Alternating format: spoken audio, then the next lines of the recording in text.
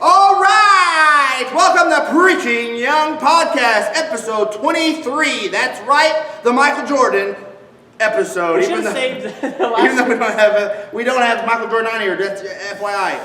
If he wants to call in, he can. Public service announcement. Michael Jordan. You can call in, although I don't really want to talk to you. I'm really upset with you lately, Michael, because the NBA stinks. We'll get that. We'll talk about that later. No, he's an owner, but he's See? Huh. the NBA is stupid. It's a joke. Same with NASCAR. Same with Every MLB. single- Fill in a sport. Everybody. Every single sport. I'm so sick of it. Let me tell you why. Except for golf. When I watch, we watch us blue collar people.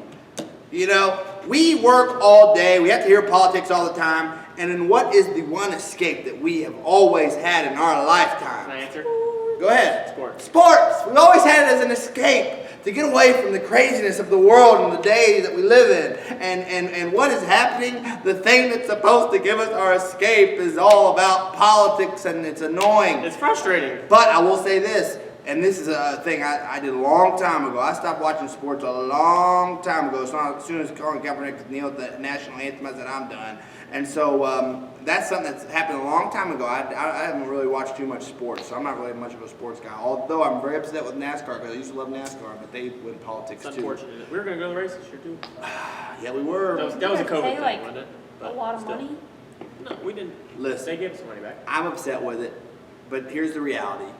We shouldn't even put our hope in sports. Amen to that one. You know, we really need to be putting our hope in Jesus Christ. Sports take away from our time that we could be spending in the Word, could be spending with our family, could be preaching the gospel or Well, let me say sharing the this. gospel. Let me say this. We always preach to people or tell people or try to live a life where we're saying let's take the time we were going to spend watching sports and let's spend that in God's Word. Yeah. And now we have Yeah. like in front of us right now. That's Well, what we have. and we were, as soon as that COVID hit, that was the first thing. I even have an article in my office that I wrote that said that exact same thing. As soon as, because we weren't having any jobs, we weren't working at the time. So I was like, listen, replace your 8 hours of work with family and God. Well, it's almost like we were complaining so much, and now It's weird. And now, like, I guess you're right. Yeah, God we were. did it. Like we were like I can't get away from watching sports. I need help. I need to get Yeah, my Bible. you're right, read. you're right. And now what? We don't have any excuse. Right. I mean, we were at a point where we were so distracted as a society by we were just busy.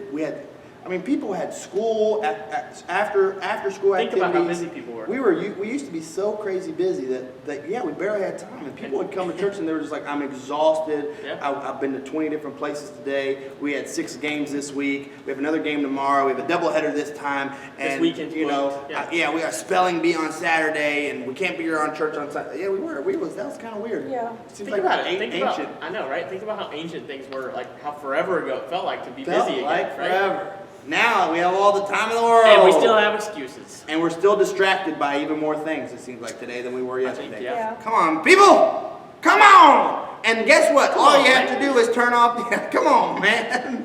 Hashtag Joe Biden. But all you have to do is turn off Facebook, and I promise you, 90% of your stress, your worry, I promise you, if you take off Facebook or Instagram or Twitter or whatever you're on, Snapchat, 90% of your worries would just disappear. Amen. The Amish are having a good time. Why? Yes, Because they are. they ain't watching any of this stuff that's going on. They don't have to. They don't Oh my goodness. Let me tell you something about our church. Our church is thriving and growing. Profiling. Tom S. Rayner shared a study this week that said 6% of churches in our nation are back to their regular numbers as far as attendance. 6%. As a church, not only are we part of that 6% that's back to our regular attendance, but we are growing in this time of COVID. Now, why is that? Why are we growing when everyone else is having a hard time even getting back to their normal regular attendance numbers? You want us to answer? Or is it Yeah, I want you to answer. What do you think, Fred? Because we're actually having church. We're having it. church. There's no Zoom calls for Sunday night services or Wednesday night services. You're not looking up my nose in a video, You're not, trying yeah. to see all my nose hair while I'm trying to tell you about, I don't even know Hebrew words for things. That's on there. We're having church. We're having church. Come join us at Have Sunday morning, Church. Sunday We're one night. of the few churches that are having church. Wednesday night. We're having church, and that's not all we're doing. Right? Y'all want to continue? Well, Yeah, sure, I mean, people are always like, well, we can't have church, but now we're back to church, so now our next step is starting our events back up, doing certain things. Like our next thing coming up, we're doing a prayer walk this coming Sunday. This Sunday. Through our whole town. We're breaking up We're, in groups. It's gonna be we're awesome. still doing series. We're in an Yeah. under construction series all about the family Yeah. that's been really impactful. Oh, yeah. You talk about we've been doing door to door. We're doing door to door. We're the only Just church in yesterday. the world that's doing door to door. And I Just mean, last night. every aspect of our church is going full force right now. We're just Firing chugging on all along. Yeah, we're cylinders. just tugging along. Everybody, woo, woo! Get on the board the train, or get off the train. We don't care. The train is moving forward. I've said that for a year and a Yeah. half. Since we got The here. train is going to move forward, whether you're on it, whether you're off of it, whether you like it, whether you hate it. The train moves forward. Not even that. We're not only just keep chugging on with what we were doing, we're also adding new things. Right now, during a pandemic. Because Abram can't sit still. Oh. Amen. I'm You just should kidding. see him in this video. So here's the reality about this. Okay, we've already talked about it, but we want to continue to evolve. We want to continue to adapt to the growth that we're seeing, to what God is doing to our church. You have to. We are not going to stay content or lazy or be complacent to what we're doing and say this is what works, so we're going to do it all the time. Because what works today may not work tomorrow. So Yep. we're constantly growing and evolving as a church. We don't believe in evolution, but we do believe in evolving as a church. Well, how's it going? I know. Yeah, that'd be a good. one. Just this week, we added a new nursery room. Yeah. We went, if you've been on Facebook, you probably saw this video, but a year and a half ago, we started here with two Sunday school classes. There was an adult class in here with about 100 Sanctuary, people. yep. There was one an adult study in the fellowship hall. We just had 2 classes. Now we have 8. 8 Sunday school classes. We have a pre-K. We have first and second. We have a third, fourth, and fifth. We have a woman's one. We have 2 adults. We have now nursery we're going to be adding. Now this nursery is not going to take place during our worship service. I forgot to mention that in the video. We still are going to be a multi-generational family worship service. Just takes place for Sunday school. But it just takes place for Sunday school for those parents that want to get away a little bit from their terrible kids. We have that available for you. So anyway, we're excited. I'm pumped about it. We're growing. Next Wednesday, we used to do, and I don't even know why I did this for as long as I did this, and it's probably my biggest mistake so far at this church, which is I still, on Wednesday nights, we still go through the prayer list like every other old church in the world and literally go name by name. And, the more every week that I do it, I'm thinking, this almost sounds like it's just a gossip hour, and It's it a sounds routine. like it's a routine. Becomes a routine. And then people are they're like, oh, the first 20 minutes are boring. Not that people don't need prayer. We need prayer. And so we're going to be changing that up next week. Next Wednesday, we're going to be having a full midweek worship service. So it's going to be just another worship service where we can, give God praise and focus on Him. We'll still pray We need over our more prayer music. list. We need We'll more still pray over worship. our prayer list, but we'll have more time I like to that. worship. I wish I was over there, but And we then got, do we our got youth study. to do. So Which is killing it. We're rocking it on the youth. My Yeah, just we goodness. are. oh yeah, let me tell you, I don't want to spill the beans or nothing, but we have some major things planned for Woo! youth and kids ministry as a whole. So It's huge. And the thing is, this is the perfect time. I cannot say this enough. If there was ever time to do ministry, today is the day. Preach it. People are hurting, people are anxious, people are struggling, people are depressed, and they're looking for answers. And this is the opportunity that God put us on this earth for. He didn't put us on this earth in 2020 to sit there and go, all right, guys, let's not have church because everybody's nervous. No. He's saying, all right, Abram, and all right, Christian leader, you've been put on this earth to reach out to people in this time of distress and of racial war and of economic war and political war. We're in the middle of a war. Well, let's see this. It's time for us to step up as a church. The Great Commission. Wake up! The Great Commission says wake. It does say wake up pretty much, but it says go therefore and make disciples. It doesn't anywhere in the Great Commission say Wait. if there's a pandemic, Pause. you can't do it. Right? Hold on. Don't do It it. doesn't do it, right? It says That's what every it church says, sounds like right go now. therefore and make disciples. Maybe later. Pandemic or no pandemic. Come on, right? guys. Well, not only that, like you guys were It saying doesn't. A earlier, pandemic they can't stop you literally- from painting a room or any kind of updates. Wow, that was a great one. Yeah, Go ahead, Brittany. No, but seriously, you guys were talking about earlier about how I just lost my train of thought. But listen, Okay, Mark Branham. I know what is going on with me today. No, Well- about how there's no distractions anymore. And for youth ministry, it's huge right now because the kids, they don't have sports right now. They don't have school. Most of their family aren't letting them hang out with their friends. But for some reason, our youth numbers have been just as good as before the pandemic. Better, yeah. Honestly, it's been better. It's because we're having stuff for kids to come to. We are allowing them to come to our church, hang out with each other, something that everybody else in the world is saying, no, you got to shut down. The church is open.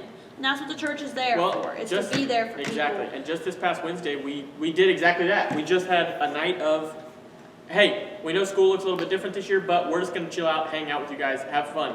We did that. Mini walking tacos. We did that. Build those relationships. Very delicious walking Next Wednesday, our kids ministry is getting ready to start a brand new kids ministry. It's going to be looking awesome. It's going to look like VBS. It's exactly what we said in our podcast, episode 11, where we talked about how we talked about how we want our VBS to look. We want our Wednesday nights to look like VBS. Instead of having just a VBS once a week and then we call it a day and we say good luck kids, we're going to be having a VBS style worship service every Wednesday night for our kids. Because that's going to be preschool through 5th grade. Go ahead. Why? We said the concept of VBS works.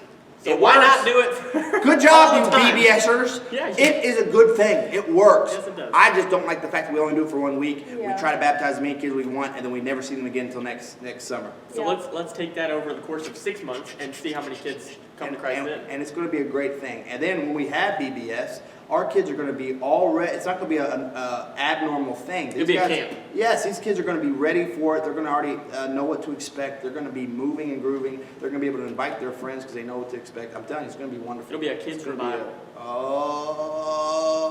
We should play into that a little We bit. should. Kids revival. Kids revival. I don't ever hear That's anything actually about pretty kids good. revival. That's pretty good. I'm gonna write that Thank you. down. Thank you. Thank you. Kids revival. Kids revival. Okay, cool. Maybe we should even have like a kids revival. We could have All right, we could have I'm speakers. thinking about that, or youth revival. I'll go Yeah. to youth revival Oh, that'd be sometime. cool. I'm okay with that. Oh, we should get a speaker for. This is how we. would This is be how we neat. I work, really guys. like This is how we this. work. This We is how just we You're work. witnessing This is exactly how our thoughts our work. ideas. That's awesome. We're doing it. Youth That's revival, your idea. November 1st. Oh wow. Okay, very quick. That's your birthday. Night service. November We'll 1st cancel is your night birthday, service. is it? We'll cancel night service. We'll cancel night service for the adults, and we're just gonna have a youth revival. We'll bring. Tied in with a lock-in. We'll bring. Nope. It's a Monday. It's Sunday night. I'm talking about we bring it up. Okay.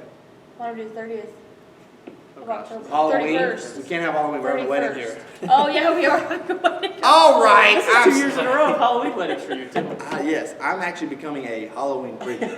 Halloween wedding You should get a officiator. costume. Get a costume. I have Wear it every year. a tie, a Halloween tie that I wear during my wedding. So if you're getting married in October and you want Abram to do your Halloween wedding, book him now. He's very full. Yeah. He's a popular guy on Halloween. Anyway, guys, we're also doing September 6th. We're also bringing in. That's my birthday. We're starting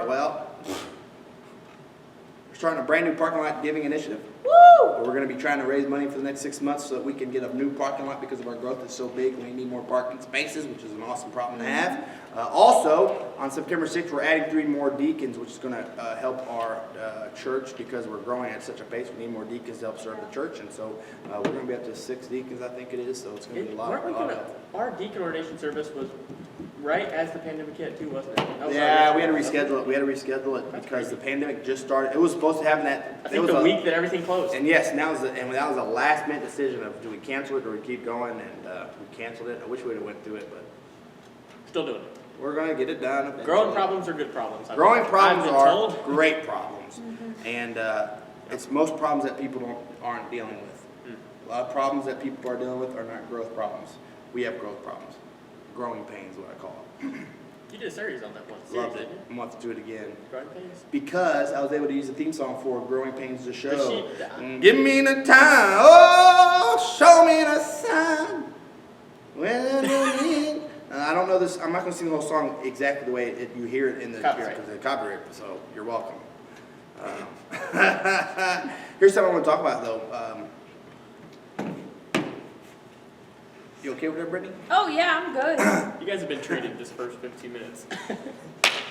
There are a lot of churches that are dealing with, and I want to get your opinion on this, are dealing with,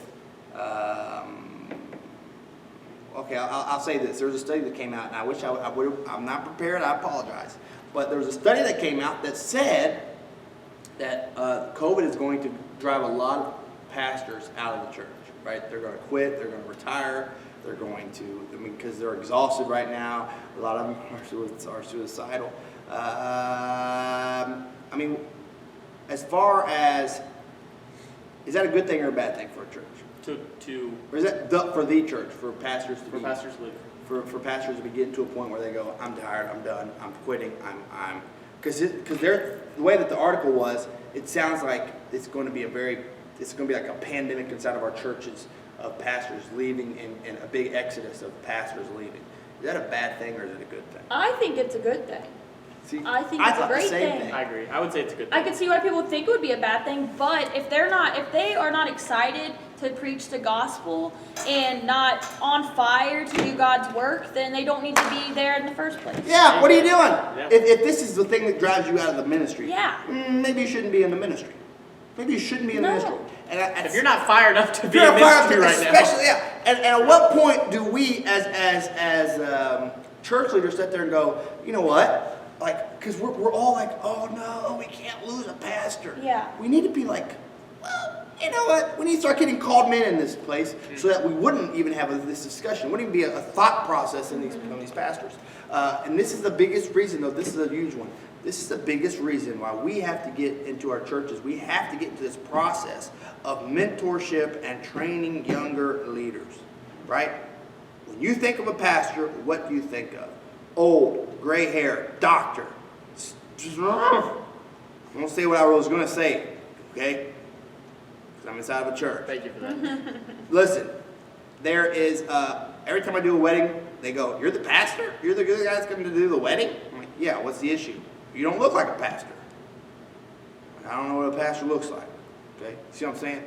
Because we have this vision of what a pastor looks like. And people are okay with it. They go, you go to a church, yeah, you got a pastor, yeah, he's the old, yeah, okay, that's a normal church. I don't know why that is, right? So at some point, we as a church should always be trying to train. I even tell Andrea and Brittany, always look for those leaders in the youth group. Now, that start you picking them out now. picking them out now and sitting there pouring into them and saying, Lord, I think you could be a youth leader one day. Start training them, start giving them responsibilities. Show them how to run a youth group so that when the time that you either move on or move up or quit, there's young leadership that can take over without even batting an eye. Yeah. Am I right on this? Smooth. Every single position in the church is replaceable. Yeah. Yep. Pastor included. And so for a church, in order to be effective, I believe, you should be able to replace, you should really be training everybody to replace everybody. Yeah. Right? So that if you ever lost, because what happens is, a youth leader quits and they go, oh no, what are we going to do? Hire a new one. We got to do this big search that Yeah. is over 50 states. Yeah, then they open it up to a For bunch of 12 people months. who are outside the community, who doesn't know anything about that community. They bring them in. Then you're stuck with them because they just moved. Yeah. They literally just pack up their family and moved. And then it's like, I can't get rid of them now. We got to keep them for 20 years. Yeah. But we need to be training people inside of our churches. Training people, younger people too. Really, we need to be training a lot of younger people in our churches to help and lead our churches. Because guess what? They're the future of the church. Yeah. Without them, there's not going to be a church. Because I believe we're one generation away from not having leaders inside the church anyway.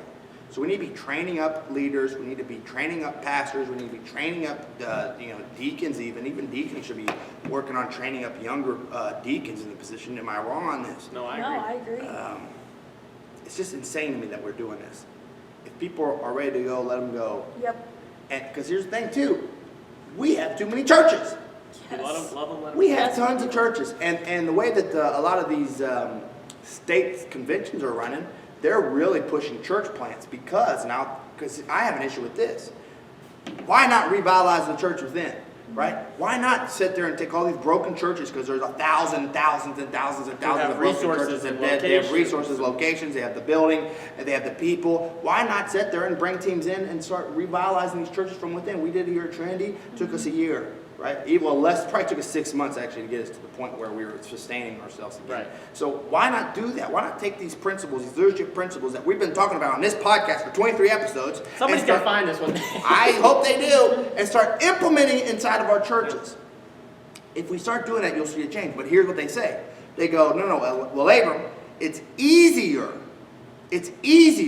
for us just to do church plants. It's easier for us to literally spend the money, build a building or rent a building, and then literally just start from scratch. Because then we don't have any opposition, we don't have to do any work, we don't have to deal with the people. We literally can just do it that way. And that is, I think, the worst thing in the world because Harder. I think it's now harder. we have 1,000 churches, and then the older churches get upset because this new church comes in and they planted it, and why didn't you just come to help us out? You won't help us out, but you can do it. It's a mess. You create conflict. Yes, and so Yeah. we have all these churches we have too many churches. None of them work together. None of them want to talk to each other. None of them want to reach across the aisle. We all can't stand each other. We're all in competition with one another, and it's disgusting. So I'm okay with churches going, all right, we're done, because now those people, but here's where it gets wrong. Those other churches have to step up, right? So Yeah. if one church in the community quits, the other churches need to step up and start, reaching out to those people and bring those people in. And most Christians, hardcore church members, are going to go to another church anyway. They're not going to just quit. Right. So. Yeah. But we got to start getting this fixed. We got to start focusing on training up the next generation so that we can continue what we're supposed to be doing, which is be the church. And I hate when I hear this this statement, and it's we're not in competition with another. We should just all get along as churches. But what church? Who do you hear that from? Who do you hear that statement the most from? People that are failing. The churches that are failing, right? Yep. When they're the ones doing it. Yep. Right. They're the ones that are causing the issues. Yeah. They're the ones that don't want to talk to you because you're being successful. Right. And then they're like, oh yeah, let's be together on this. It's like, well, Crazy, huh? and then what happens is the church that's active has to take up all the burden of working together. It's interesting. But I truly believe revival's coming. I believe that there's another revival on the horizon just when things look darkest and because here's the thing about revival. Revival is not just bringing lost people to God. It's to change the people from within. It's allowing people who are so-called Christians who've spent their entire lives in the Bring them on church. their knees back to God. Yes, it brings them back to God. That's what revival is. It's for God's people. And so we need, in order for God's people, because we are, as God's people, as church people, we are very stubborn. And we think because we come to church every week that this is the right way to go. And so we have to get to a point where we say, all right, and this is happening. God's got to bring the church to its knees so we go, oh man, we have no other way to do this. Our churches are failing, our pastors are leaving, nobody's stepping up. There's no other way for us to get this taken care of without going back to God. And unfortunately, the persecution of the church is on the horizon. And if you're not spiritually ready for it, right, you're gonna be hurting badly. And a lot of us Christians are spiritually not ready for it. And I know you're not spiritually ready for it because I get on Facebook and I see your Facebook, and I see your Instagram, and I see how you react to people. I heard a story of it wasn't at our church, but at another church where there were one of the members who's not even an active member, they come every once in a while, was smarting off to a visitor that's been coming for a month in a time. And I was like, you got to say something to that person as a leader, right? Because that person who's a member, who's not even an active member, they just show up when they want, are going to hurt more than but they think they're all good to go because they grew up in church, they've been in church their whole lives. It drives me nuts. We got to start becoming spiritually ready for what's happening in the world. How should Christians be responding to the world right now? How should, with everything that's going on, the race wars, the police shooting, justified or non-justified, how should Christians be responding? Political, this election year is terrible. It's awful. You have people voting whoever. How should the Christian be responding? How should we be living our lives during this time? You want to answer that, Bill? Yeah, sure. Well, first off, I think how we're seeing a lot of Christians respond is just bowing down to what the world is saying right now. I mean, everywhere I look on social media, it's like Christians bowing down. And me as a Christian, I will never bow down to someone that's not Jesus Christ because I'm a Christian. I don't have to serve other people. I'm a Christian. I serve the Lord. So I think obviously we need to show love. We need to show love. It's evident in our world that we don't have love. We have a sin issue. But this is where the world attacks us. Yeah.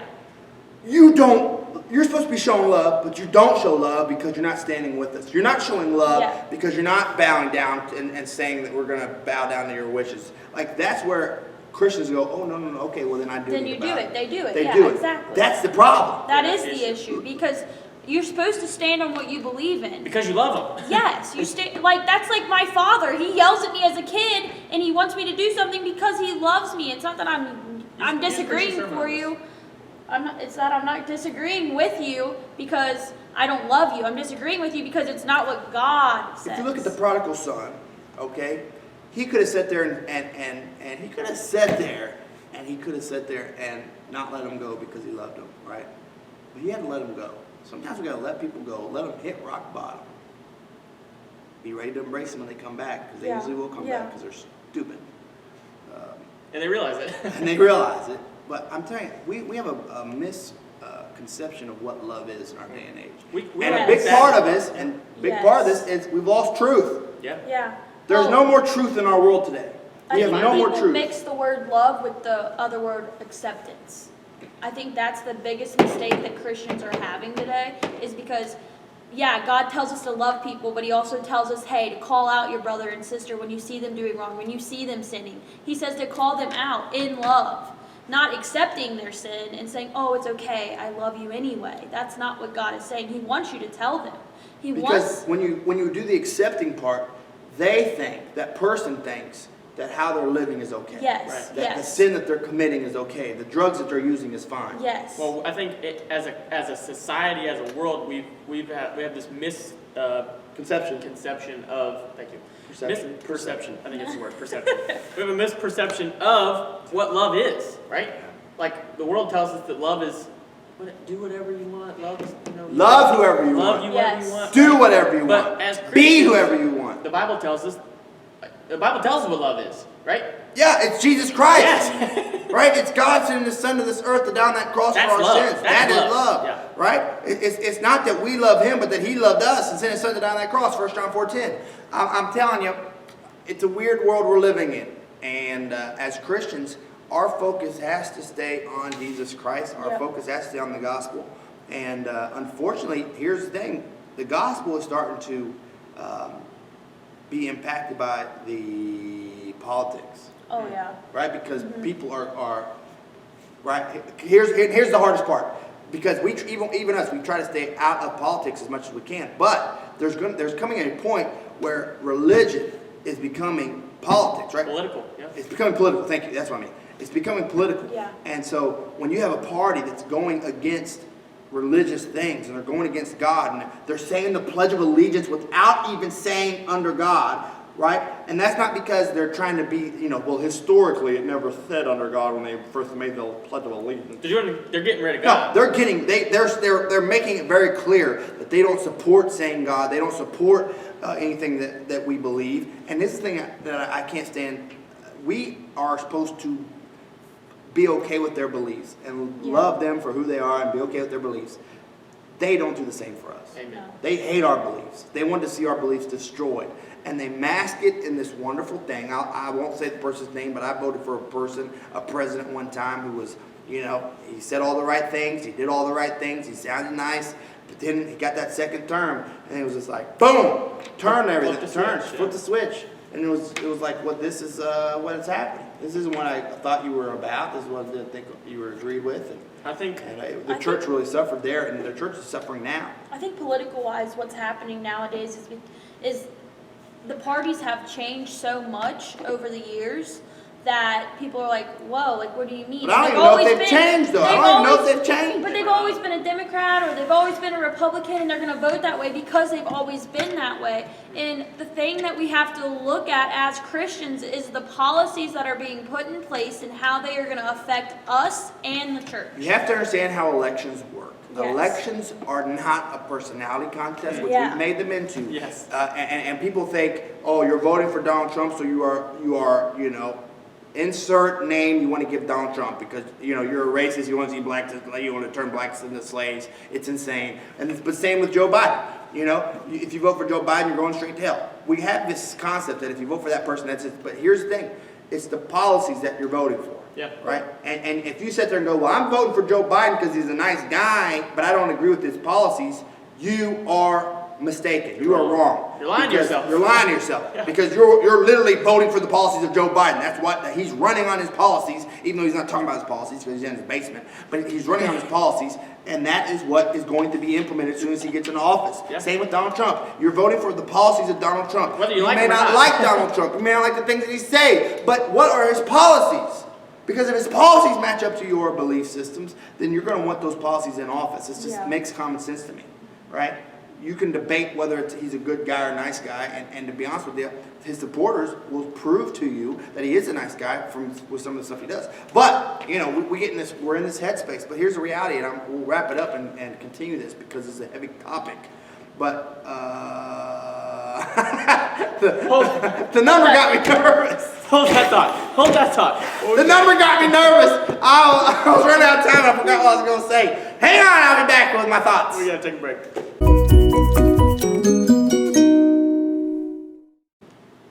All right, we're back with part 2 of our Preaching on Podcast, episode 23. My name is Abe Crozier, Trinity Southern Baptist Church, pastor here. It's completely backwards. And I'm Brittany Fortnett. So we're talking politics, which I don't like. I hate politics. Here's what my thoughts We're are. talking religion. I do remember my thoughts. Well, here's what it is. If you're putting all your hope in a president or a person or a politician, your hopes are in the wrong spot. Your hope needs to be put in Jesus Christ, because regardless of who wins this election in November, right? My hope's still going to be in Jesus, right? And I'm still going to love Jesus, and I'm still going to be preaching the gospel. Even if I'm getting persecuted, I'm going to preach the gospel, because I heard Joe Biden say very plainly that when the flu season comes around and the medical experts say to shut it down, he'll shut the whole country down. And so that is not going to be helpful. No. And that is not, people aren't going to do it. People aren't going to do it. And so you're talking about just one problem after another, and the guy's not even president yet. And we were having this conversation at the very beginning of this podcast. Was don't even put your hope in sports. Don't put your hope in politics. Don't put your hope in sports. And talking about, so they're doing the March on Washington. I saw this. It's supposed to, I don't know, get your knee off my neck march or something stupid. And they're doing this in Washington. There's a couple things that upset me about it. Number one, why isn't this virus a big issue to the marchers? Like, why are people saying, you probably shouldn't march right now, we're in a pandemic, we're not going to allow it, but they grant them permits, and I understand, you get the freedom to march, whatever, protest, whatever. But I don't understand how the virus doesn't affect them at all. That's number one. Number two, and this is a bigger probably issue, every time these race riots and looting and all this stuff happens, LeBron James is a perfect example of this. What do they say? If you want to see change, this is what they say, right? The Black Lives Matter people. If you want to see change, what do you have to do? Vote. Now, I go, what? Vote? Who am I voting for to see the change? Wait, okay, they go, vote. Vote Democrat. That's who they want you to vote. Vote Democrat. So I go, all right, you're telling me, vote Democrat if I want to see black people stop getting shot by police officers, right? This is what they're telling us, because they go, oh, it's been these 4 years of Donald Trump that's causing all this black people getting killed, and we can't even walk outside if you're black or you're going to get shot. This is what we're hearing. Let me tell you this. So they say vote Democrat. Joe Biden put so many African Americans in jail for non-violent crimes. But hold on. But here's my point. Under Joe Biden and Barack Obama, Yes. Michael Brown got shot. Yep. Eric Gardner got shot. Yep. Freddie Gray got killed in the back of that police thing. So why didn't they do something then? The Democrats were in office for 8 years. They didn't stop the police shooting or the blacks getting killed because here's what There was no criminal justice. And here's the reform. thing, It only got there's no worse. criminal justice. It only got worse. And if you under really their- go back to it, 99% of the people that have gotten shot by police are criminals. Now, does that justify the shooting? Absolutely not. But they weren't these great, upstanding citizens. Innocent people. Innocent people. They were just walking away and they were calm and they weren't going to do anything. But that's all. Those all things that happened while Obama was in office. The NBA boycott. I mean, everything's nuts. They boycott for a day, then they realize, oh yeah, like we kind of need the money and the sponsors. So then they're like, okay, we're back. Sorry, we're ignore back. what just happened, but we're actually coming back because we want the platform so we can speak out on these things. I'm like, but buddy, nobody's even watching you guys. So what platform are you talking about? And then they go, y'all need to vote. Go vote. I saw Doc Rivers. He had a mask on. It said vote. I'm like, what does that do for anything? This isn't a race problem. It's a sin problem. This isn't a president problem. It is a sin problem. It's a people problem. Yeah. No. Well, and to even point to your opinion, the cities that are being overran the worst right now and getting attacked the worst, their leaders that are in control are Democratic. For So if 4 we want to years, argue that 50 way, years or if something. we want to argue that that's the issue, that it's the president, then look at the leadership that's in the states where these things are happening. You're It's just common sense. No, you're exactly right. Yeah. And the thing is, and this is a personal thing for me, nothing, take it for what it is, but like you were kind of alluding to, if you actually look at the history of Joe Biden, he's done some very Yes. prejudiced things. I'm not even going to say he's a racist, even though he could possibly be a racist. According to our society, in our standards of society, Joe Biden's a racist. Yes, yeah. Right? If he was part of the Republican Party, they would have canceled him left and right. Years ago. But I'll say he's prejudiced, right? Because you look back at the 70s when he talked about busing. Joe said, unless we do something about this, my children are going to grow up in a jungle being a racial jungle.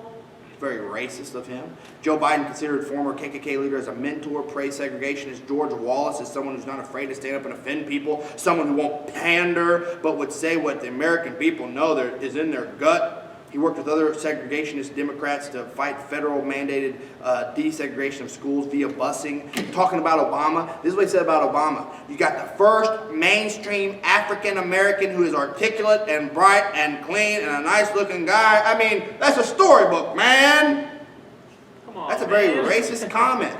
We should challenge students in these schools. We have this notion that somehow if you're poor, you can't do it.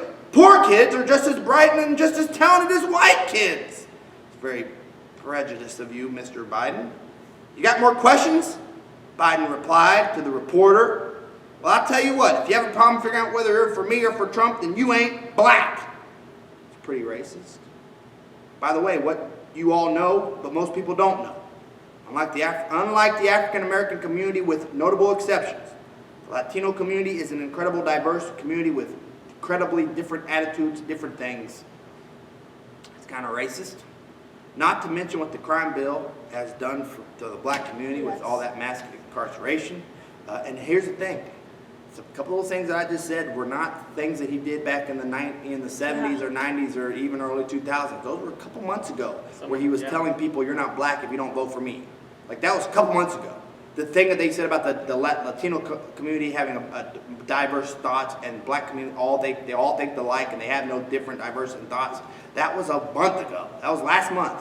So this isn't a prejudice thing where he used to be prejudiced and he came to the light and saw his ways. And don't get me started on him and how he touches girls. Sniffing girls' hairs, touching girls inappropriately. You can look on YouTube. Joe Biden sniffing little girls' hairs. It's disgusting. There's something wrong. We don't see that with just normal people. Like, I don't go around church just sniffing little girls' hairs. There's something wrong there, right? And we always save the children things, but then it's like, but you're going to vote for a guy that literally sniffs girls' hairs, who that's just Joe. He touches people like, ugh, I don't know. What's that comment he said about the pool? You know, all about rubbing. all the kids used to rub up my hair. Ugh. They just makes it tan. That's when I learned about cockroaches or whatever. That's what he said. He said that after that. We don't vote for a person, we vote for their policies, and unfortunately people they don't see it that way. And I shared this yesterday, but in Kentucky we had 927 deaths from COVID, 2,547 or something crazy abortions just this year, right? So our abortions are twice, almost 3 times what the COVID death rate is, and we're stopping the whole entire state because of the COVID deaths, and we're not saying a word about the abortion rates. And what blows my mind is that a lot of people that are disgusted by that number about the abortions, they're like, I just can't believe people would kill their babies. Who would even allow this to happen? They're going to vote for the Democratic policies, which are Pro-abortion. Pro-abortion. And I encourage you to read the Democratic platform for 2020. They just released it. You can find it anywhere. NPR, I think, had it. You can Google it. But there are more federal gun laws. More federal gun laws unless it's during a peaceful protest. Then you can shoot whoever you want and everybody's okay. We've had more black people die at peaceful protests this year than they have died by police. So what's the biggest issue? And if you look at even the platforms, I mean, all I heard was they're big on promises, but they're foggy on how their country's going to pay for all how are you going to pay for all this stuff, all this free things? I saw on their platform that they're going to make federal contractors require that they develop and disclose plans to recruit and promote people of color, women, LGBTQ plus people. Like, they're going to require it. Not because it's the best candidate, but they're going to require it. Joe's going to implement the Equality Act his first 100 days, which is not allowing anyone to discriminate against anyone who is LGBTQ, A, B, C, D, F, G, even based off of religious reasons, right? So you're talking, if we put there and we try to hire a youth leader and some atheist or transgender tries to, like, we couldn't be able to turn them down because we could get sued over it. It's insane, right? I mean, am I wrong on this? No, you're not wrong, not a and I thing. think it needs to be said because everybody keeps saying this is the most important, which I say this every year, but I really do firmly believe that when it comes to our Christian faith and the church's future, Yeah. this is the biggest election of the year. And I think it's time for people to open their eyes, not to the opponents, but the policies. The that are Democratic, being you go to set. the Democratic platform right now. It says, we oppose and will fight to overturn federal and state laws that create barriers to women's reproductive health and rights, including repealing the Hyde Amendment, which means supporting taxpayer funding of abortion. Yep. Right up to the moment of birth. So not only when we elect these people are we saying it's okay to abort your babies, we are going to be the ones paying it. Yeah. So when half of the people sit there and think, oh my gosh, 2,000 babies aborted is terrible, but you're still going to vote It's for on that our hands. party, that is not only supportive of it, but it was going to help increase The ability to do it. the practice and make it easier and encourage it to an extent. It's disgusting. And there's even some Democratic politicians that believe even after the baby's born, that mother can still make a decision to kill the baby, right?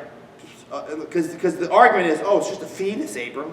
But if there's Democrats, politicians, right? I think it was the governor of Virginia that said this last year. He 40 said, weeks, if he gets born and the baby, mom's like, Have you ever held a newborn baby? it blows my He mind. has 3 It blows kids, my I would mind. hope so. Abby Johnson, I'm telling you, I watched Abby Johnson. Is that her name, Abby Johnson? Yes, it is, Abby Abby Johnson. Johnson. If you have a chance, watch her talk about, her story. You should. Watch the Unplanned movie. It's insane. The pain and it is murder, It just hurt. It It really really is just, murder. it's heartbreaking. and it is heartbreaking. And we have compassion for those people that Yes. have to go through that or have made that decision or are forced to make that decision. We have compassion for you, but we have to make sure that we're training people and teaching people what the Bible says, right, at all costs. And all I hear about is from Trump, I hear about the accomplishments that he's done over the last 4 years. Biden talks about, who's been in the office for 40-something Yeah, years. 47, I think. Yeah. All he says, he can't tell you anything that he's done in the 40 years. All he talks about is what he's going to do, what he's planning on doing. But I'm like, what? You had 40 years to do a lot of this stuff. And he was vice president for 8 of those. It's kind of weird, man. It's a weird world we're living in. And people are so at arms with one another. And it breaks my heart when I see people say, well, if you vote Democrat, you're not a Christian. I don't believe that. I do believe that you are when you vote for a Democrat, you're pushing for the policies of the Democrat, and you're supporting those policies. Same with Republican. If you're going to sit there and support Donald Trump, you're going to support his policies. And if you can stand by those policies, that's up to you.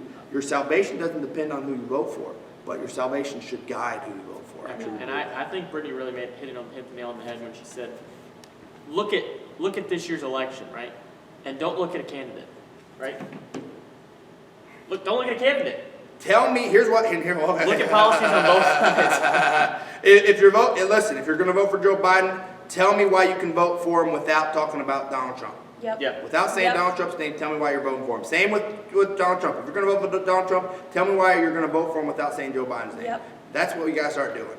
And for us as Christians, it's not us to sit there and yell at people and tell people that they're not a Christian because of who they're voting for. But we need to sit there and preach the gospel, because the gospel is going to, if you preach the gospel and you share the gospel and you talk about the gospel, it will lay out very clearly whose policies are more biblical thing. And I've been very impressed with the Republican National Convention that I Yeah. watched this week, and seeing so many, I'm telling you, Almost every story. Almost every story, they brought in God. They said, God bless you. They said, I'm going to stand, we stand for God. Good gravy. Well, there was a couple of them that even Pastors. were even God transformations that they were sharing. They were sharing personal testimonies of how God changed their life in a political setting. It was insane. It was hard not to hear.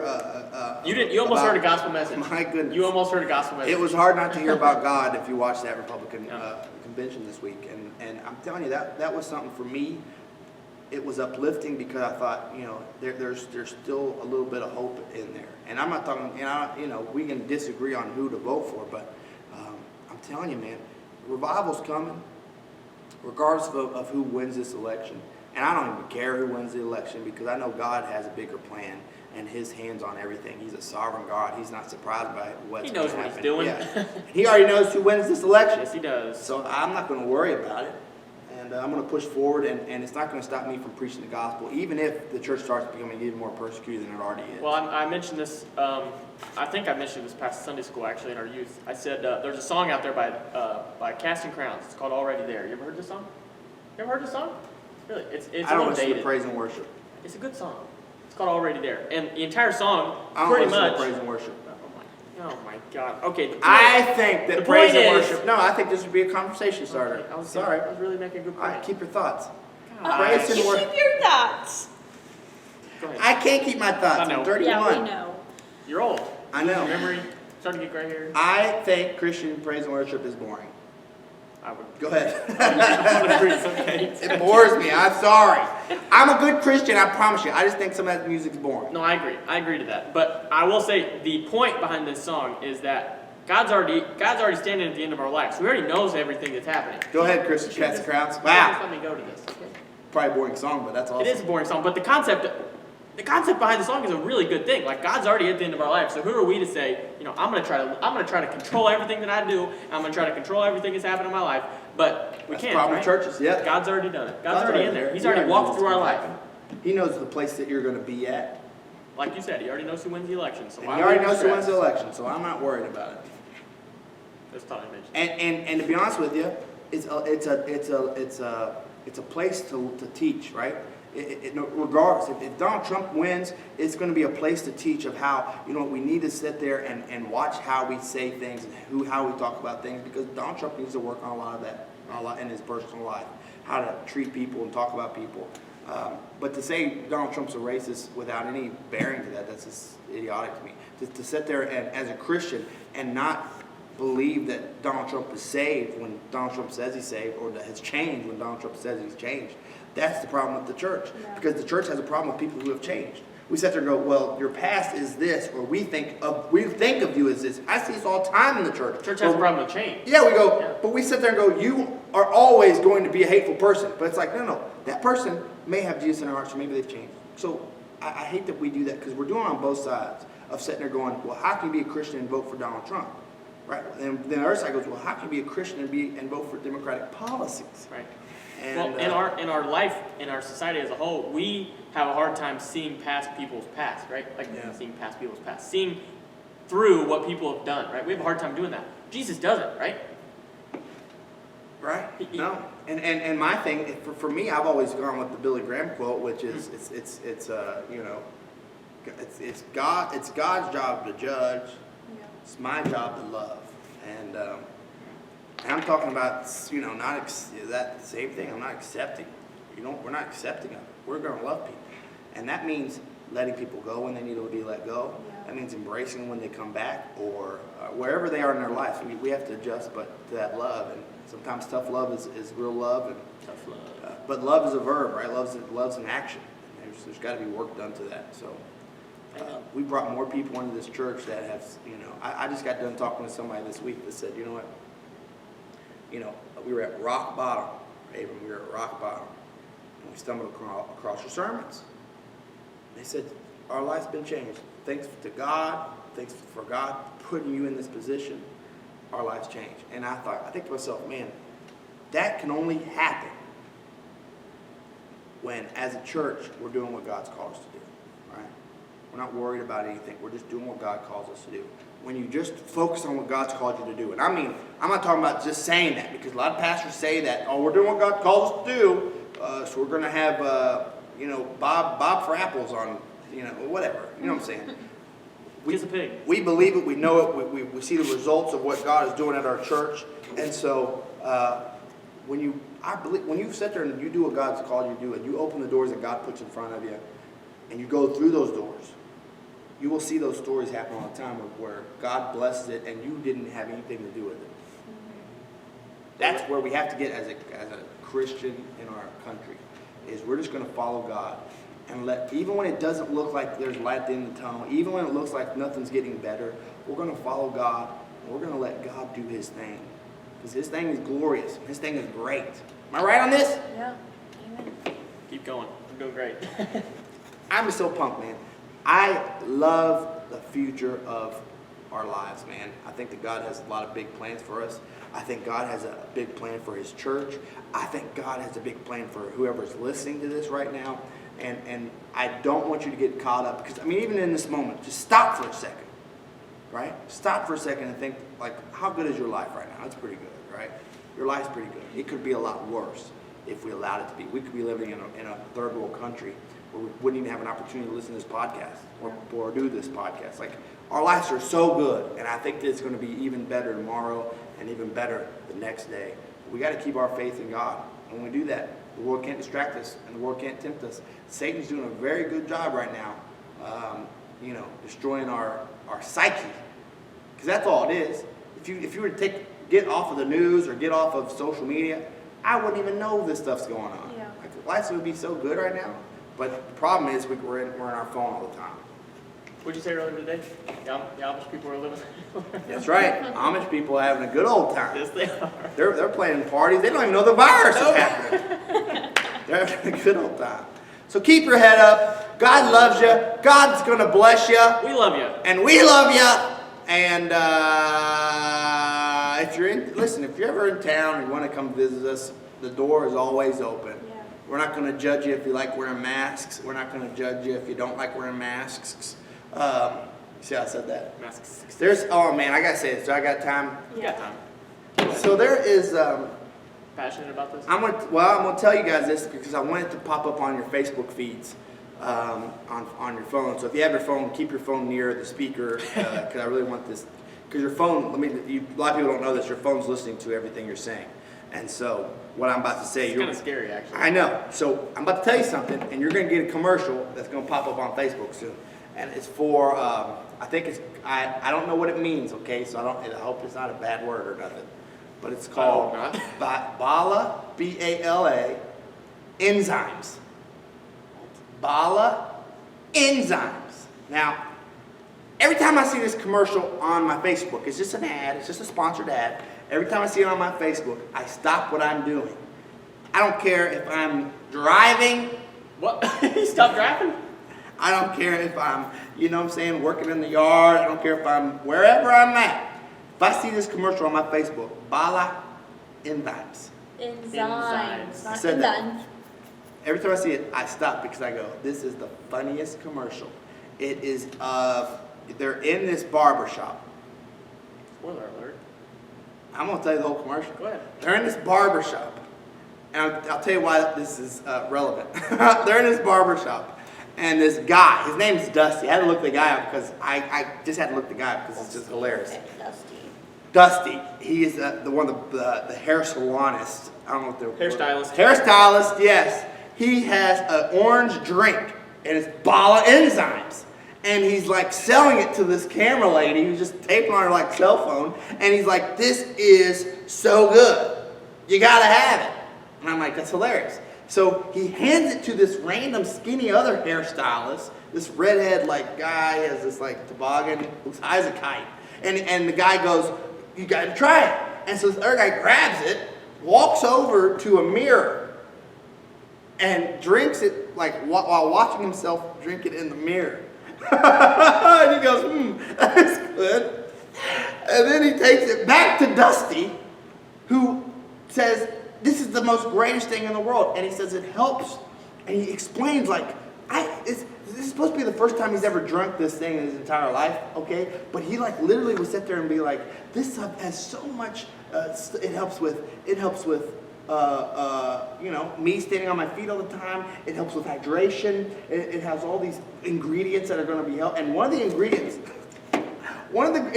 that he says is turmeric.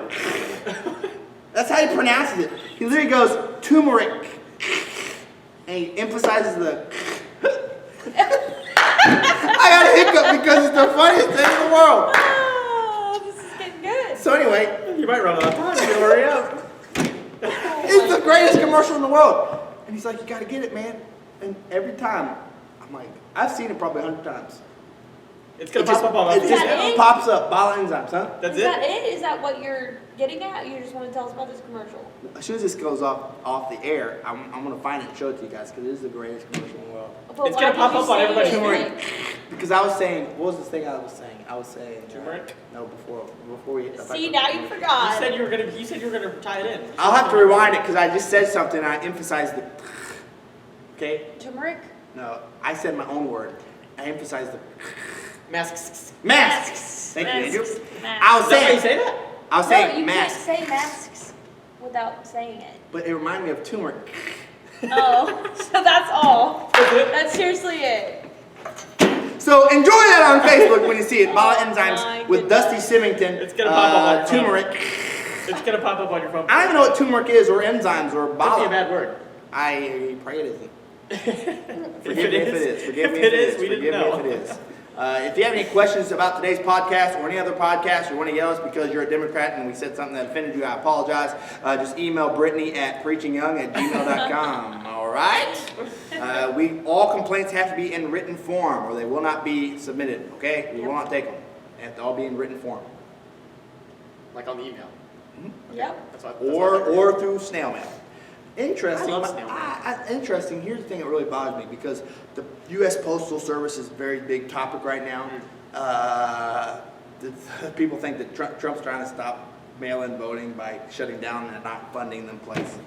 It's insane. I actually went to the post office the other day and the lady was like, yeah, it's fine. Nothing's even happening at Yeah. this place. I was like, okay. Not only that, but the United Didn't States even ask, Postal but Service okay. is one of the most outdated, biggest debt. I mean, it's caused more of a burden on our taxes than anything in the world. It's not efficient. It's never been efficient. Everything's paperless. Ever. now. and here's the thing.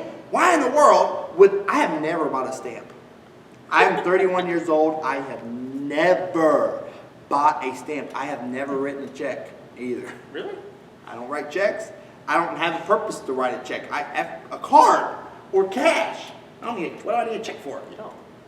It's weird, ain't it? Well, if you're gonna pay bills, you can do it on your phone now. My wife does a lot of that stuff, though. I was gonna If say, there is a check that needs to be is written, Becky my wife doing does it? it. But my point is this: these things are outdated. Why in the world would if I want to send a letter to someone, why in the world am I going to go to the store, buy a stamp, buy a card, buy an envelope, put it on the thing, give it to the mailman, have to wait for the mailman to pick it up, you got to send it over, it goes all these things. Takes a month. Why do we do all of this when I can literally for free send a text message, call somebody on my cell phone, I can send an email, all those things are for free. It didn't cost me a thing, didn't cost me a letter, didn't cost me a card, How long didn't does cost it me take? an envelope, it takes 2 seconds. However long I want to take to write it. And that's the world we're living in. If I need a package sent somewhere, do you think I'm going to go to the United States Postal Service? You better believe I won't. I like FedEx. I like UPS. They do a great job. If I want to get something, I use Amazon. Amazon does all of my deliveries.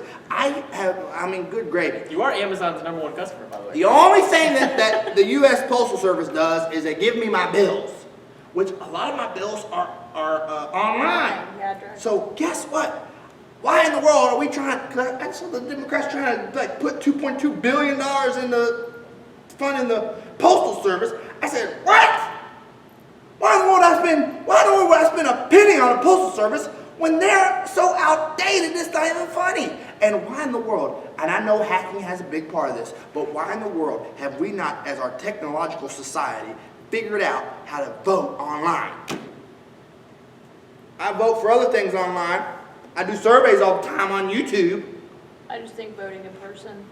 I know, because you like to be in person and you like to get Brady's this. a people person. You're a people person. You like to get this little sticker that says I'm voted today. So you can Post put it it on on Facebook. Facebook. I have never posted one on Facebook. You can check me. Never. Listen, we appreciate y'all. We love Yes, you. we do. Episode 23 of our Preaching On podcast is finished. Preaching young. I said, preaching young. I said, preaching young. I'm gonna preach it high. I'm gonna preach it low. I'm gonna preach it all around the world. Cause I'm a preaching young. We're out. Hey guys, what's up? We thank you for listening to our podcast today. If you have any questions, you can email us at preachingyoung, no caps, no spaces, @gmail.com. Hope to see you next time.